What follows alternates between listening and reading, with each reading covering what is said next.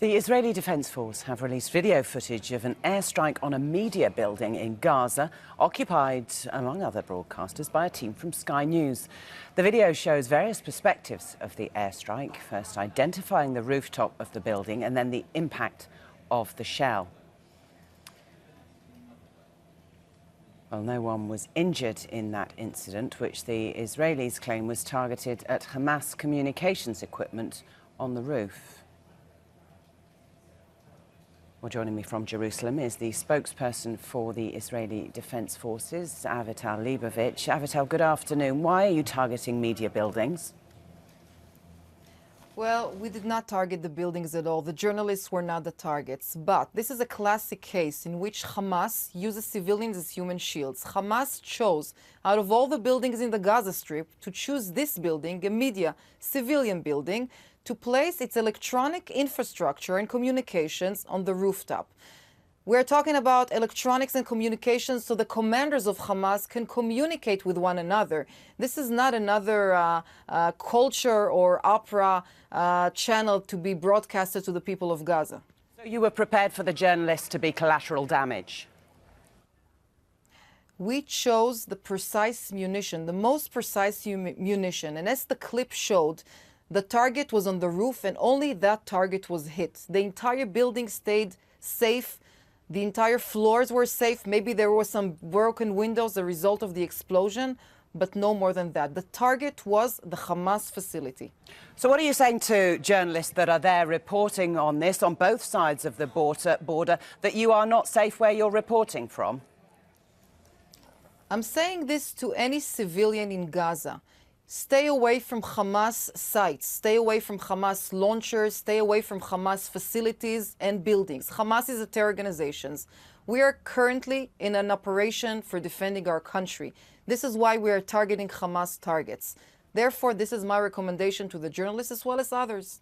But you see, the journalists wouldn't have known that. The information that you're saying is why this happened, that it was a communications. That office is a sports office for the television station. It's not even their news office. It's sports. How can you avoid what you don't know and then you get fired upon?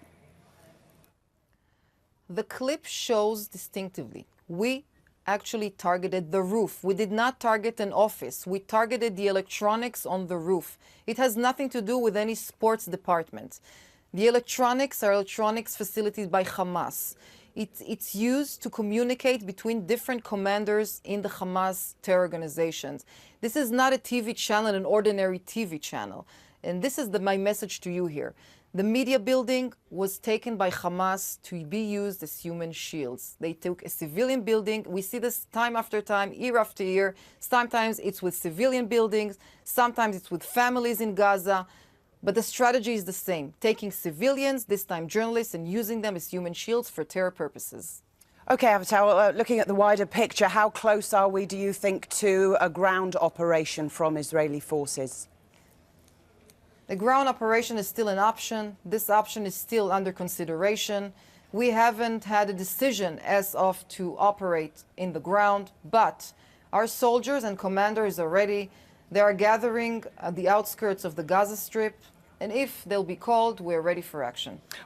If they'll be called, what is it going to be? What will happen that will mean they get caught? You're already receiving rockets into Israel on a regular basis. Equally, they're going the other way. So what changes? Well, the number of the rockets actually went down significantly since the last 48 hours. If you compare the last 48 hours to the first 48 hours, we see a nice decrease in the number of rockets, although they are still coming in. The ground forces will have to assist in the overall goal of the operation, which is to minimize the rocket fire and also to protect the people of Israel. Avital Leibovich, thank you for talking to us today. Thank you. Sky's Middle East correspondent Sam Kiley and his team were in the media building that we were just talking about when it was hit. He joins me now from Gaza. Sam, I hope you heard what was said there. They were targeting the Hamas communications operation. Yes, and there's no reason necessarily to disbelieve that. But as you observed there, it isn't easy for the 1.7 million Gazans to know what is considered a target by Israel and what is not. Hamas and Islamic Jihad and the other groups don't put a flag on each of their firing positions. They're extremely well camouflaged. They are indeed hidden, large numbers of them, in built-up areas and on waste ground. We're not very far from an area known as a Hamas training camp that was heavily hit last night by naval artillery. So there are sort of known areas, but there are lots of unknown areas, and there are lots of more subtle things like radio transmission, relay stations and the such like, which is presumably what they were hitting on this building that we were in. It is pretty much the tallest building in Gaza, and therefore it's inevitable that communications equipment is going to be put there. One has to also recall that Hamas is not just a militant organisation, it is also the government here. It runs the hospitals, the sewage collection, the trash collection, the education department and so on. It is an administration as well as a militia, and therefore it's very troubling for Gazans to try to figure out where is Israel going to lay the distinction in terms of what is if you like, a crossover between military and civilian activity. But I think what happened to us just illustrates that the general sense that nobody in Gaza can feel safe. And of course, the Hamas and other groups are trying to transmit that same sense of unease into Israel. Whilst it does appear that there's been a reduction in rocket fire, there still is rocket fire. Just a few moments ago, we saw 5 missiles go out from not very far away in the direction of Tel Aviv, heading north, perhaps to Ashkelon or Ashdod. Any of those cities could have been in the firing line. And it's clear that Hamas is trying to send the message to the Israelis that there's nowhere particularly safe for them to hide.